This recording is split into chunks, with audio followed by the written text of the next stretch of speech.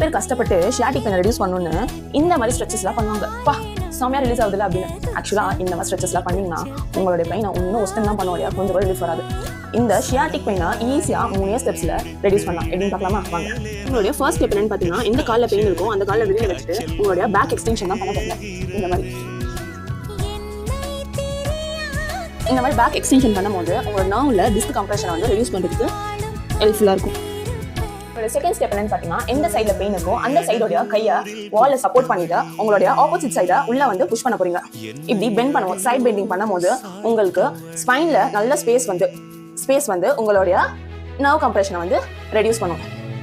Step 3 என்னன்னு பார்த்தீங்கன்னா, ஷியாட்டிக்னா flossing exercise. இந்த மாதிரி உங்க நீக்கு கீழே வந்து ஹோல்ட் பண்ணிட்டு இந்த மாதிரி உங்க காலை பண்ணும்போது உங்களுடைய நரம்புல இருக்கிற பிளட் சர்க்குலேஷன் வந்து இம்ப்ரூவ் பண்ணிட்டு உங்களுடைய இன்ஃப்ளமேஷன் வந்து ரெடியூஸ் பண்ணும்.